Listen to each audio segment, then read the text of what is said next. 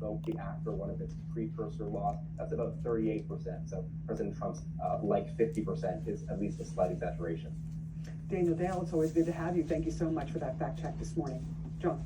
This morning, the swirling ethical questions as President Trump says he could be seeking $230 million from the Justice Department to compensate for past investigations into him. The details are still unclear, but the president yesterday did acknowledge how unparalleled this would be, calling it awfully strange to make a decision to pay himself, although he didn't say he would make that decision. With us now, CNN political commentators Paul Begala and Scott Jennings. Paul, first to you. We talked about the legal implications with Ellie Honig a little bit earlier, but just how are the politics of this? Well, the guy ought to just rent one of those ladder trucks they used at the Louvre and just back it up to Fort Knox and just loot the place. I mean, it's insane. David Kirkpatrick of the New Yorker has estimated that Donald Trump has made $3.4 billion since he became president. It's only 275 days ago. That's even more than a big shot CNN anchor makes, John Mervin. It's insane. It's indefensible, and it's borderline looting. I mean, the guy is making money hand over fist. Meanwhile, most Americans can't make ends meet. He got elected because the cost of living was too high. Hamburger is $6.35 a pound. It's the highest in the history of hamburger. Vegetables, if you like those things, are up 40% at the wholesale level because of his tariff and deportation policies. So he's making the cost of living go way, way up for you, and he's talking about taking another $230 million, this time from the taxpayers. Scott Jennings, the White House president, sometimes watch you on TV. If you were giving advice to them about what to do with these two separate claims for money from the federal government, thereby taxpayers, what would you advise them to do now? Well, first of all, if I may, some broad overstatements from Mr. Begala. Number one, the president, just like any other citizen, has a right to redress the Department of Justice if he thinks he's been damaged. These claims he made were in 2023 and 2024 when he was not the president. That's number one. Number two, he said his press conference yesterday, he doesn't know anything about it, and he obviously acknowledged the unusual situation. Number three, he said he doesn't want money. Number four, he said if he got any, he would give it to charity. If I were giving them advice, my advice would be to say, your claims are probably valid, but you need to table it until after you leave office and then let the process play out. You don't think he should be making a decision on a Todd Blanche, Pam Bondi? No, my advice would be, look, I think these claims when you file them are valid, and you can say they're valid, but because you're the sitting president and you yourself have acknowledged that it's an unusual situation, just table it. You'll be out of office soon, and then we'll let the process play out. I want to shift gears to Paul Ingrassia right now, who had been nominated to lead the Office of Special Counsel. His nomination was withdrawn, and he backed off it. The White House now says he will not be nominated anymore. He, of course, Politico, Daniel Lippman of Politico, wrote this article about how he had all these racist text messages back and forth with a number of people. So again, that nomination withdrawn, but Daniel Lippman of Politico reports he still works at the White House as a liaison to the Department of Homeland Security. How do you feel about this guy having a government job, Scott? Well, look, I think vetting and personnel is important. I did some of this when I worked for President Bush. Now, these were private text messages. These are harder things to unearth in a vetting process, so I'm not surprised, I guess, that it wasn't found. Look, they're going to have to decide how much water they want to take on over one guy. Should he be in the White? Should he have a White House job? I think they need to have a hard conversation with him, and I think it was wise for them to pull the nomination down. And honestly, I think it was good that the Republican senators immediately signaled to the White House, like, listen, you know, we go out on a lot of limbs here and we carry a lot of water for you, but this one's not a necessary pail for us. This was the Senate killing that nomination. Any quick thought on that, Paul, before I get to another issue connected to Nazis? Yeah, I'm not sure what it is about him that Mr. Trump finds so attractive. He did describe himself, and he might have been joking, but still he described himself as having a Nazi streak.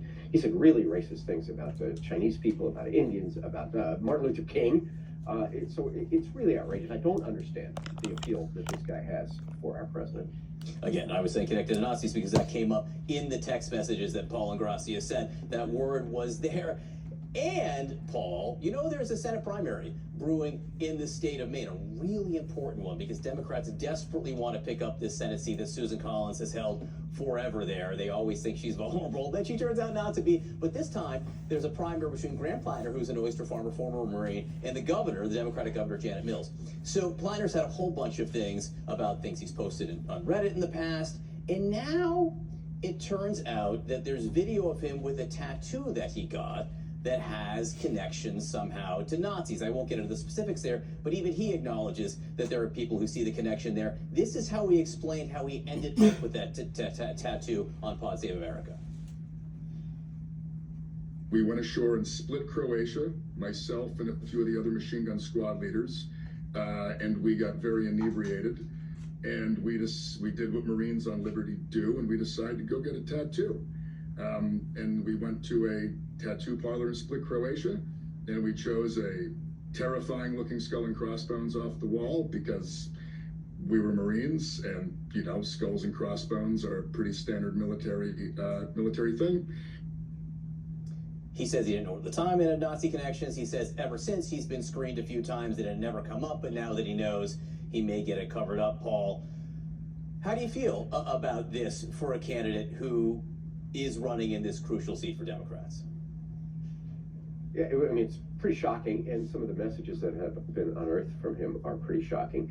He does have actually pretty good answers, better than this guy in the White House, which is, I was a Marine. He also has talked about struggling with PTSD and depression, which is really important. By the way, side note, Mr. Trump is cutting thousands of positions at the VA, including the psychiatrists and psychologists who are treating our veterans. So this is why you have primaries. You know, Janet Mills, the very popular governor, it was a huge get for the Democrats. She's going to run for that Senate seat as well. My view is I'm a long way from Maine. Let him run. This is why we have primaries. We don't have all the facts yet, and the people in Maine are going to decide. And, you know, I'm totally comfortable with that. I like having an insurgent outsider. I also like having a really popular governor run. So let's put him on the track and let him go. Scott? Well, if you've seen the online discourse around this candidacy, this guy is the favorite of the radical left base of the Democratic Party. They're standing by him despite the fact he has a literal Nazi tattoo on his chest, and he's made abhorrent comments in some of these Reddit threads that he's been involved in. They are unwilling to walk away from it because they want the candidates who are the most radical and the most progressive, and they're willing to put up with Nazi symbolism and other terrible remarks because of it. This is their guy. I don't think they're going to walk away from him. Paul's right. The popular Mills, you know, I guess is going to be in this primary. But look online this morning. Look at your friends this morning, Paul. Look what they're saying about this guy. They want the Democratic Party to stand next to him because they think he's the bigger fighter. He's the not establishment guy, and they're willing to overlook the Nazi stuff over it. I don't know. We will see what happens there. Scott Well, Jennings. no, that's a good Papagala. point. But there's the Twitter elite, and then there's voters. Voters have a lot more sense. We will see what the voters say if it goes to them. Paul Begala, Scott Jennings, thanks both. Kate? Also new this morning, day 22 of the government shutdown is impacting, well, everything from air travel to the federal workforce and lots of federal programs in between, now including the CDC's ability to monitor viruses at a time when public health staffing is already reduced and respiratory virus season is now upon us. Inez McTrell is taking a look at this. You noted this just the other day to me. Yeah. This is not only a thing now, it is going to become even more of a thing. What is the impact? Yeah, I mean, we rely on these data as a health journalist. I look at them all the time. These are typically updated weekly, and especially as we get into COVID and flu season, this is really important. One epidemiologist actually referred to this outage as like a traffic outage, you know, not being able to see what's going on a national level. So these are some of the examples of CDC data that aren't being updated. You can see they were last updated at the end of September. So this respiratory illnesses data channel, this is really helpful. On a weekly basis, they update what's going on with ER visits for COVID, flu, and RSV, respiratory syncytial virus. We're also not getting updates on wastewater monitoring, and that's a really great passive system to see how much virus is out there in wastewater for a number of different pathogens. And also Flu View, this is a weekly update on what's happening with flu. We are not getting that either. The last update was for the week ending September 20th.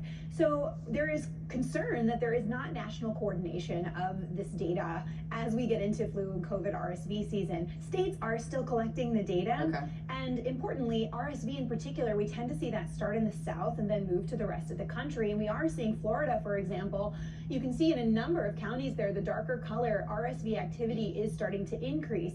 But one of the problems here is even though the states are reporting this, typically you might see other states sort of looking to the CDC's coordination of that data, maybe using that to model their own potential trends, get hospitals ready, figure out what to do, and we're not seeing that right now. And so it's fairly concerning that we're not getting these updates.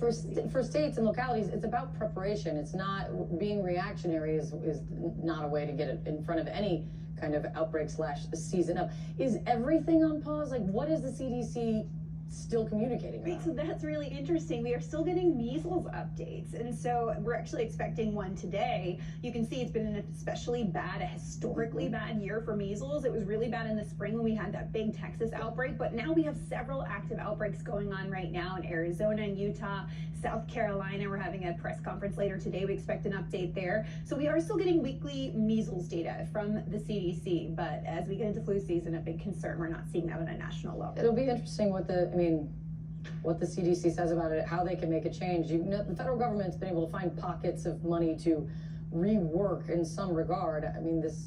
Let's see. It's good to see you. Thank you so much. Sarah?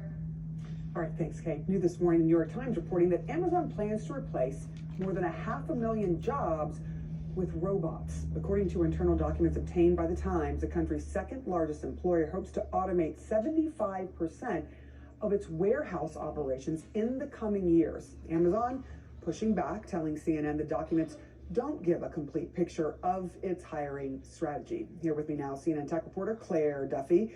Tell us a little bit more about the plans here, because you can see the PR nightmare that this could become for Amazon. Absolutely. Yeah. According to this New York Times report and these internal documents, Amazon's investments in AI are going to allow it to hire 600,000 fewer humans by 2033, I should say, despite the fact that they plan to double the amount of products they are selling.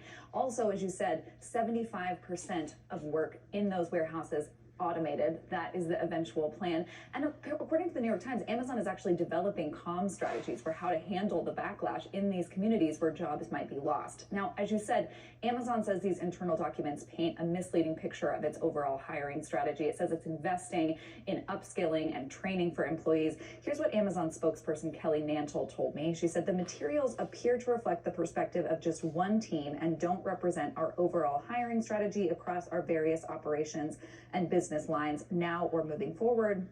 No company has created more jobs in America over the past decade than Amazon, but this is not the first time that we're hearing from Amazon about plans to shrink its workforce because of AI. Amazon CEO Andy Jassy said back in June in a memo to employees that he expects the workforce is going to shrink over time because of the efficiency gains from AI.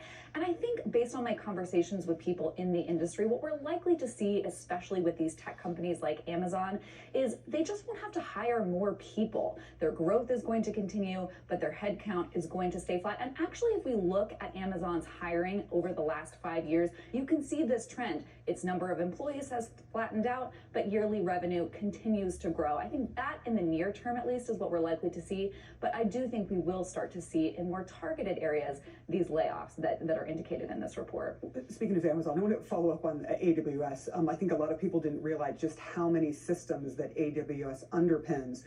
What happens if we see an outage like this in the future that AI systems are sort of a hold of? Yeah, it's a really important question, especially as we're starting to see more of these sort of AI agents take on the work of humans. It does raise the question of what happens if there's an outage that takes out AI that is helping doctors with diagnoses or making financial decisions within companies, especially because, unlike traditional websites, AI is even more reliant on these cloud computing systems. So it's something that experts say companies really need to start thinking about how to build that resilience so that you don't have these outages taking out these increasingly critical systems. Yeah, you can hope that they would build it out with humans, but as you're saying, they're still making money with fewer employees. This is everyone's sort of nightmare, actually, when you think about it. Thank you so much, Claire Duffy. I appreciate your great reporting.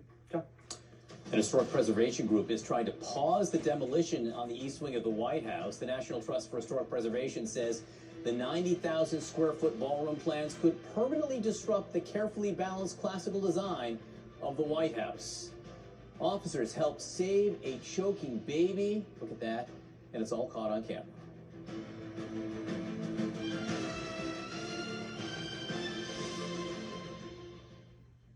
Tony Shalhoub, Breaking Bread, Sunday at 9 on CNN. Sometimes my moderate to severe plaque psoriasis gets in my way. But thanks to Skyrizi, I'm free to bare my skin.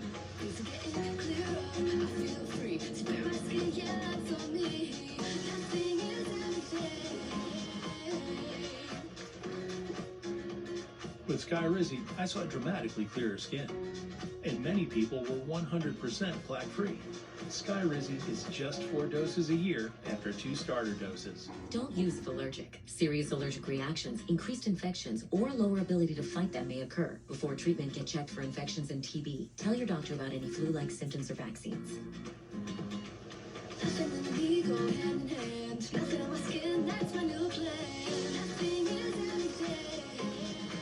Now's the time. Ask your doctor about Skyrizi, the #1 dermatologist prescribed biologic in psoriasis.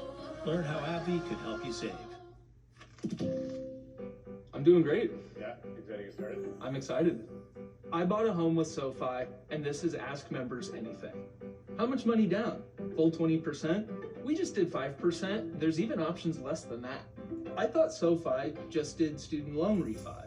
I bank with them, invest with them, and have my mortgage through them. Speak to a SoFi mortgage loan officer. Get low down